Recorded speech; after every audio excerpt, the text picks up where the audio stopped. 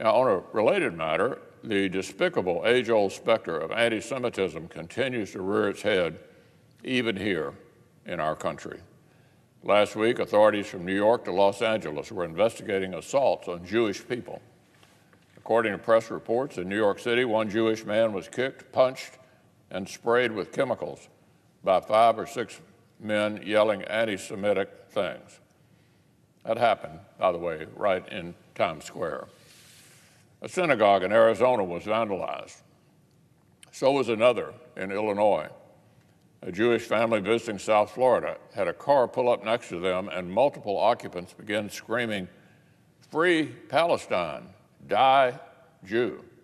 That's what he got for wearing his yarmulke in public. The head of the Anti-Defamation League says, quote, "We're tracking acts of harassment, vandalism, and violence, as well as a torrent of online abuse. It's happening all around the world."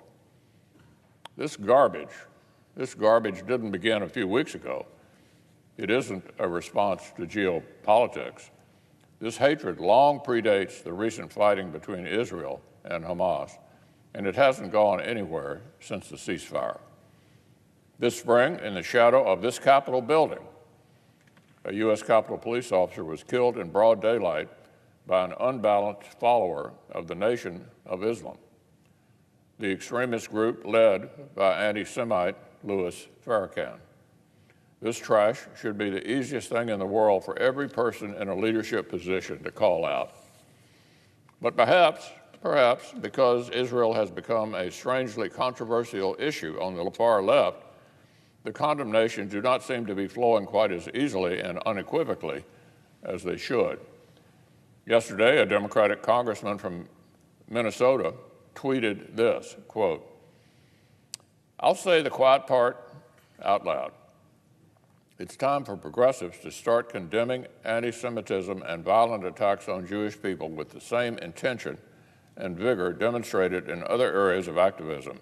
The silence has been deafening." End quote. I couldn't say it better myself, Mr. President. So Senator Cotton and I are introducing new legislation to fight anti-Semitism. Our bill will support state and local law enforcement and ensure the bigoted thugs who are attacking Jewish Americans face the full force of our justice system. I'm proud to be co-sponsoring this legislation, though I regret that in the year of 2021, it remains, unfortunately, necessary. I hope every one of our colleagues will join Senator Cotton and myself. Now, on one final matter, the President's decision to retreat from Afghanistan is not clear-eyed or strategic. It's dangerous, wishful thinking.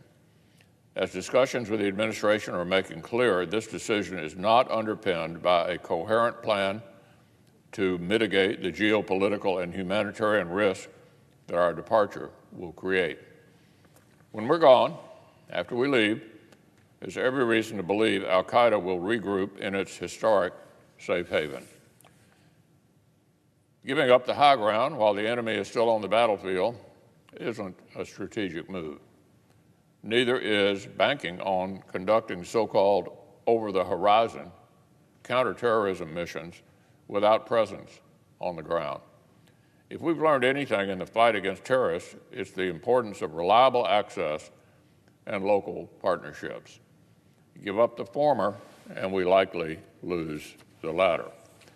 The military currently flies both reconnaissance and strike missions against terrorists from within Afghanistan. The country is not easy to get to. Its immediate neighbors are Iran, Pakistan, and Russian-influenced Central Asian nations. They aren't exactly likely to let us base significant counterterrorism units in their countries. So where will we be basing these forces? How will we maintain sorties from thousands of miles away? How many forces will be required to secure our embassy? If a pro-Taliban mob threatens to overrun it, what will we do to protect it? Where will a quick reaction force be based if not in Afghanistan? Will it be quick if its response time goes from minutes to hours? We learned from Benghazi the so-called tyranny of distance. If the Taliban takes Kabul, will the Biden administration recognize it as the legitimate government of Afghanistan? Will we shutter our embassy and our aid programs? The reality is, they don't know. They can't say. There's no plan. It's not courageous to abandon our allies. That's a view many Democrats said they held when the last president considered withdrawing from Syria and Afghanistan.